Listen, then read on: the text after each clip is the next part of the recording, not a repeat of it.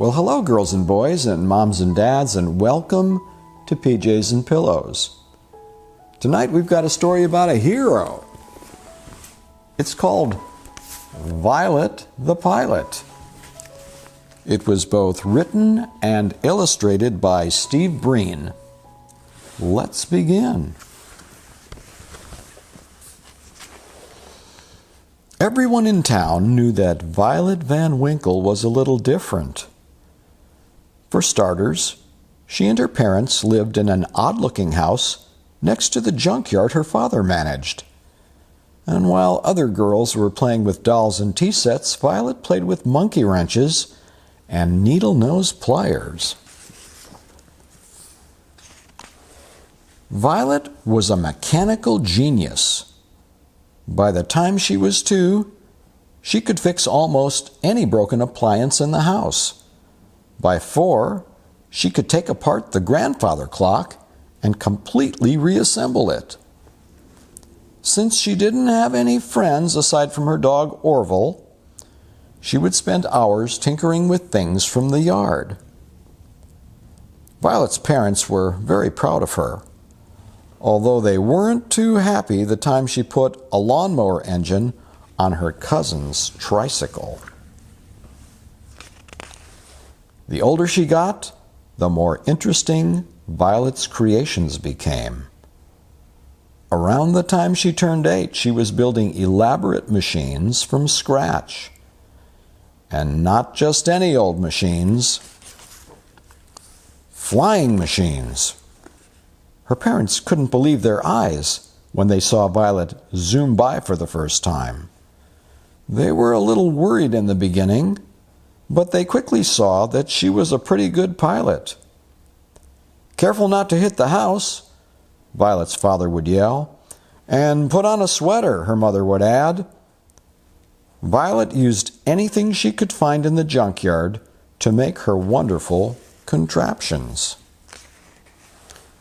There was the tub bubbler, and the bicycopter, the rocket can, the pogo plane, the slide glider, and the wingamajig, to name a few. Violet's engineering was pretty sound. The only hazards were tall trees, piles of junk in the yard, and bugs in her teeth. Kids at school would see Violet eating lunch alone and make fun of her strange books and greasy coveralls. Claude and Clyde Mulrooney were especially obnoxious.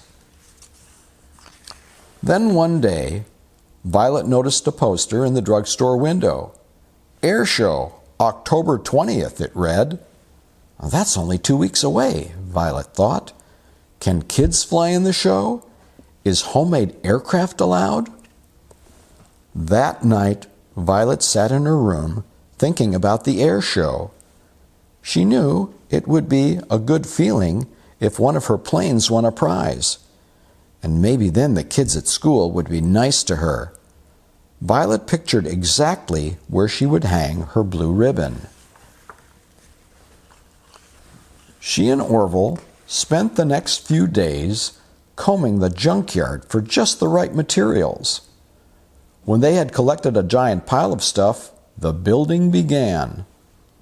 One day, the Mulrooney twins happened to pass by. "Look, it's that girl from school," one of them said. "What are you doing, weirdo?" "I'm building an airplane," she told them. The twins exploded in laughter, then mumbled something mean as they walked away. Orville barked loudly at the boys, but Violet just went back to her project. "Take it easy, buddy," she said. "We're too busy to worry about them." Finally, after days of hard work, Violet had finished making her flying machine. She named the magnificent new craft the Hornet. "Wait till the people in the grandstands see me flying this," Violet said to Orville. The test flight was a success. Whoosh! On the day of the big air show, Violet took off, bursting with excitement. Her parents' faces had beamed with pride when they wished her luck, and she thought about that as she flew through the clear autumn sky. She calculated that the trip would take about 20 minutes. She would arrive just in time for the start of the show. Suddenly, something caught Violet's eyes. In the river below, a group of people were waving frantically. Violet lowered her altitude to get a better look. A troop of Boy Scouts had run into trouble while canoeing. Violet knew she had to help. Fast. It wasn't easy rescuing all the boys, but Violet piloted the Hornet with careful precision. Saving the Scoutmaster from going over the falls was particularly dangerous. Violet dropped the grateful Scouts off at the hospital. Then she checked her watch. 3:30. She said to Orville sadly, "We've missed the air show." She turned her plane toward home and sighed. It was a miserable feeling. That evening, Violet had no appetite for dinner. She just went upstairs and sat on her bed. All of a sudden, she heard lots of noise outside the house. She and Orville went to the window and discovered that a crowd of people had gathered. Somebody spotted her. "There's Violet," the boy shouted jubilantly. "There's our hero!" The Van Winkles stepped outside, squinting from all the flashbulbs that were popping.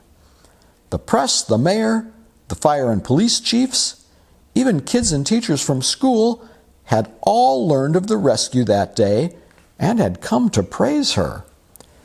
"Young lady, please accept this Medal of Valor as a token of our gratitude and esteem," said the mayor. He gave Orville a new collar with a license that read, "Canine Hero."